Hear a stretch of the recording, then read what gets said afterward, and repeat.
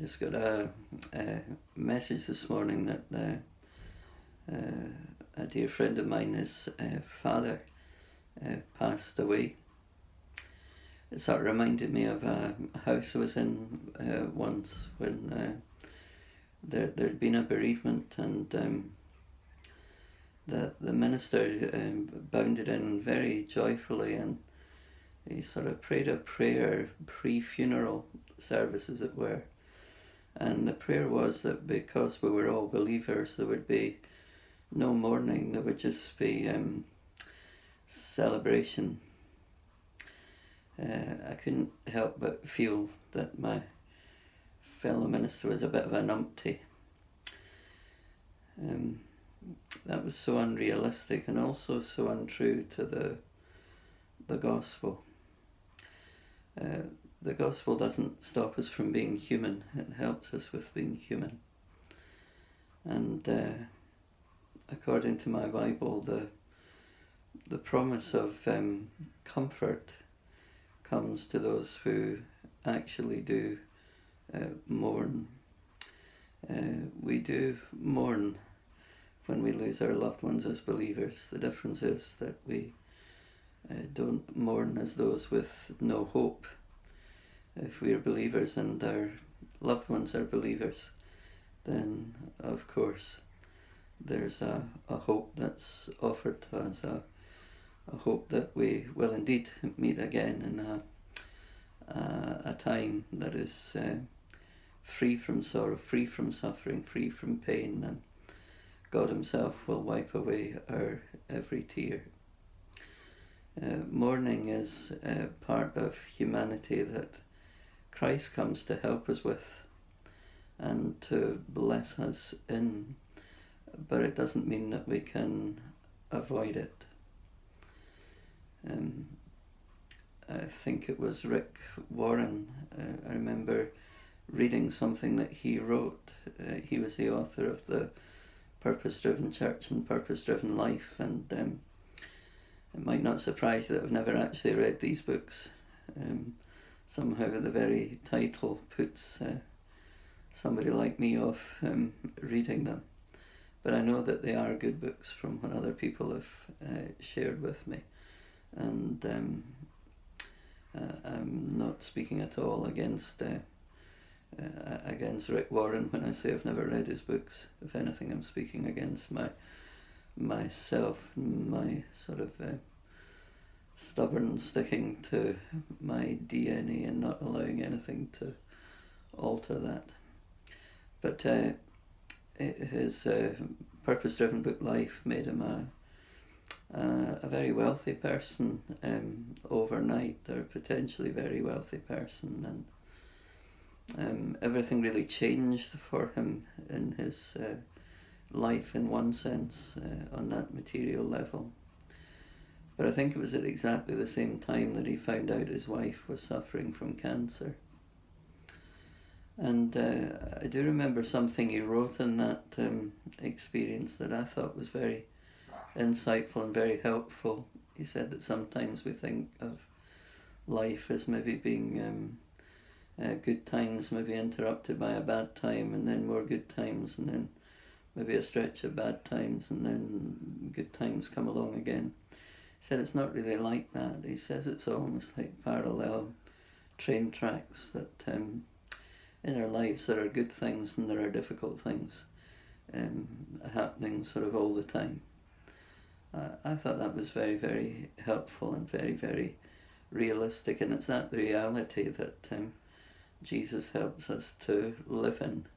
It's also the reality of the already here but still coming kingdom, which is the heart of the gospel hope. I think that life consists of a journey of mournings in some way, because as we make our way through life, mourning can meet us in various forms. When I was giving up my work, or realising I had to give up my work full time, I remember meeting an occupational health doctor who confirmed that I wouldn't be able to work full time. And he was just sort of quizzing me how I was coping with what was happening to me. And I sort of majored on, well, I was upset that I'd had to give up squash, which I used to enjoy playing. I was quite competitive at that, liked to win. And couldn't manage that any longer, so I started to play golf, which was never any use at, but I really enjoyed hacking my way around in the open countryside. And then I had to give up the golf as well. And then I took up riding a bike, and then I had to give up riding the bike, and I had to settle for walking along a canal path. So I said I mourned the loss of these things, and mourned some of the opportunities to serve God. And he looked at me almost sort of quizzically and a bit angrily almost, and said, "But have you never mourned your loss of health?" And up until that point I never had. And it was a very insightful and helpful question. As a pastor, I know the problems that can arise in people's lives when they don't mourn a loss properly. They somehow can't break through, or because they can't mourn properly, they can't be comforted properly, and they can't seem to move on but get sort of stuck. I wonder if there's something that you need to mourn properly. It might be the loss of a loved one. It might be another sort of loss, just an end of something that maybe you used to enjoy, but for one reason or another, perhaps change of location, change of job, alterations in friendships or relationships or whatever it was that was part of your life that you enjoyed and was life-giving, it's maybe come to an end. Have you ever mourned your loss properly? It's when we're willing to take that step of mourning that the comfort of God comes. You know, I have been a pastor for a long time, and it strikes me, even a journey of depression that people sometimes go through, it is a sign of courage in an odd way. It's a sign that they know they can't go back. So they know something is no longer a possibility. They can't go back. They can't find life in going back the way. But they've maybe not found the new phase yet, and they're in that in-between journey. And it's a difficult place. But the positive part is at least they've begun to mourn.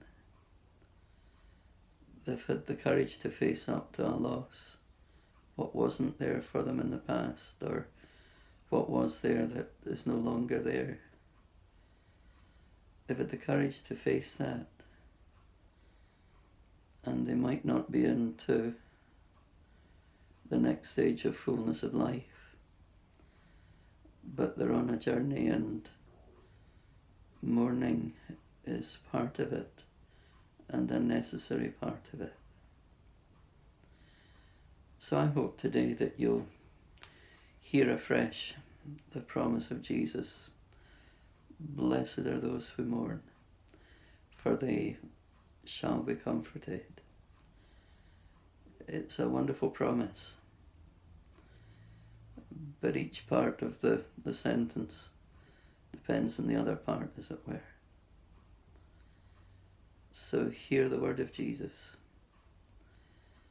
and perhaps it will help you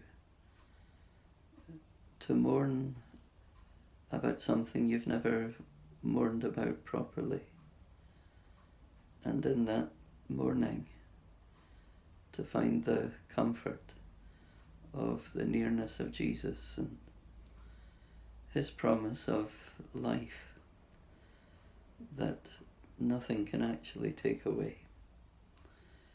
So God bless you today and every day. And if, like my friend, you're mourning a loved one today, then may the words of Jesus prove themselves to be very true indeed for you.